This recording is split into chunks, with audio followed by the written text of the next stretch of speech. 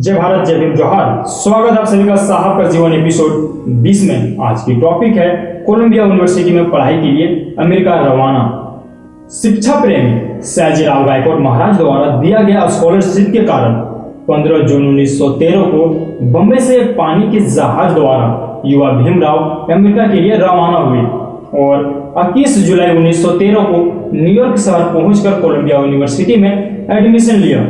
एक सप्ताह तक वे यूनिवर्सिटी के ही हॉस्टल में रहे, लेकिन वहां हॉस्टल का खाना पसंद नहीं आया।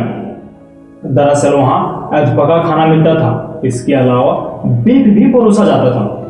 जब वे कॉस्मोपॉलिटन क्लब 114 स्ट्रीट में रहने लगे, जहां कुछ इंडियन स्टूडेंट भी रहते थे। इसके बाद नवल मथेना नाम की एक पारसी स्टूडेंट के साथ लिविंगस्टन हॉल में रहते थे। मथेना भीमराव का फिर जीवन पर्यटन मित्र बना रहा।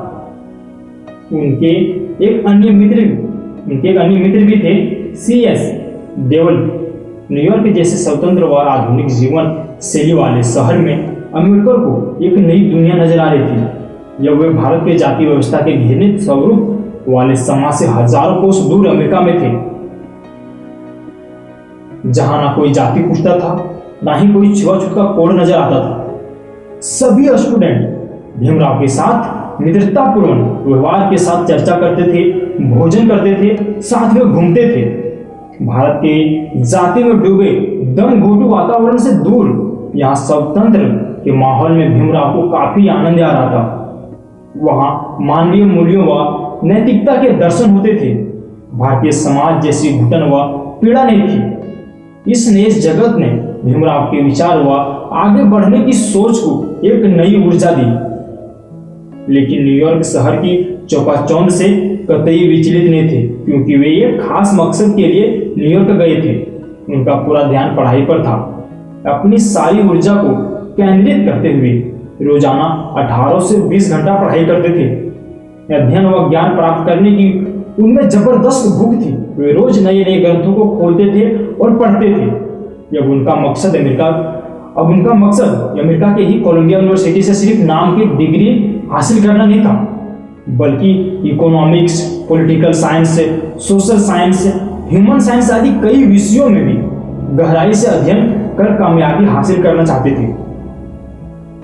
यहाँ स्टडी के दौरान जो स्कॉलरशिप मिलती थी, उसका कुछ भाग अपने पत्नी व अन्य प्रयोजनों के लिए भारत भेज देते थे। इसीलिए खुद के खर्च पर काफी प्रतिबंध रखना पड़ता था। पैसों की कमी के कारण वे भोजन पर भी बहुत कम खर्च करते थे। सिनेमा व अन्य मनोरंजन के लिए खर्च करना काफी मुश्किल था और उन्हें इन सब चीजों में कोई रुचि भी नहीं थी। वे अपना ज्यादातर समय लाइब्रेरी में स्टडी में बिताते थे। वे लाइब्रेरी में सबसे पहले जाते थे और सबसे बाद में निकलते थे। वे अलग अलग विषयों पर खूब पढ़ते थे। इसके लिए न्यूयॉर्क के अन्य लाइब्रेरी में भी कभी कभी चले जाते थे। पढ़ते समय वे हर विषय पर नोट्स लिखते थे, ताकि बाद में उन्हें उपयोग में ले सके। धन की कमी के कारण वे पुरानी किताबें खरीदकर संग्रह करते थे। उन्हें 3 वर्ष के लिए 11.5 पाउंड प्रति माह की राशि मंजूर की गई थी। इस करारनामे में शर्त थी कि छात्रवृत्ति की एवज में उन्हें 10 वर्ष तक बड़ोदरा रियासत में नौकरी करनी पड़ेगी। न्यूयॉर्क से उन्होंने अपने पिता के मित्र शिवनाथ गोना के जमींदार को एक पत्र लिखा। 4 अगस्त 1913 को, प्रिय जमींदार जी, आपने मेरे प्रति जो अपनत्व का भाव दर्शाया है, इसके लिए मैं अत्यधिक कृतज्ञ हूँ। मुझे विदाई देने के लिए जब आप आए थे, तब आपकी आंखें आंसू से भर आई थी। उन आंखों में मैंने अपने पिता का प्यार देखा।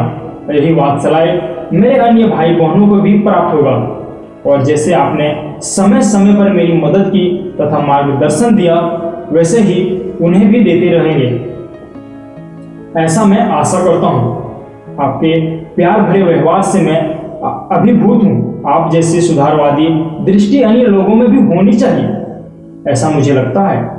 मुझे इस बात का दुख है कि हमारे बच्चे प्रगति के बारे में आकांक्षी नहीं है। पुरानी पीढ़ी के सूबेदार व जमींदारों ने जो भूल की है, उन्हें पुनरावृत्ति की नहीं होनी चाहिए। वे भूलें सुधार दी जानी चाहिए। ऐसा आप भी सोचते होंगे। बुरे हाल में रहने वाले बच्चों से ज्यादा उत्तरदायी उनके माता पिता हैं। माता पिता बच्चों को जन्म तो देते हैं, लेकिन उसके बाद उनका जो कर्तव्य है उसे पूरा नहीं करते। यह कल्पना जब छोड़ देनी चाहिए। बच्चों का भविष्य उनके पालन ही बना सकते हैं। लड़कों के साथ साथ लड़कियों की भी शिक्षा देनी चाहिए। आप अपने बच्चों को पढ़ा रहे हो, इसका सुपरिणाम आपको शीघ्र ही मिलेगा तथा लड़के लड़कियों को शिक्षा प्रदान करवाने का लक्ष्य रखना उचित है। आपके जो भी निकटतम लोग हैं उन्हें भी आप शिक्षा व महत्व समझाएं। सभी को मेरा नमस्कार। आपका प्यारा भीम। इसी पत्र में उन्होंने जीवन दर्शन से संबंधित शेक्सपियर की कविता का निम्नलिखित अंश लिखा था। व्यक्ति के जीवन में अवसरों की लहर आती है यदि वह इन अवसरों का उचित उपयोग करे तो उस व्यक्ति का गरिमा प्राप्त होती है। आज के लिए इतना ही। पूरा वीडियो देखने के लिए आपका बहुत बहुत धन्यवाद। जय भीम, जोहार।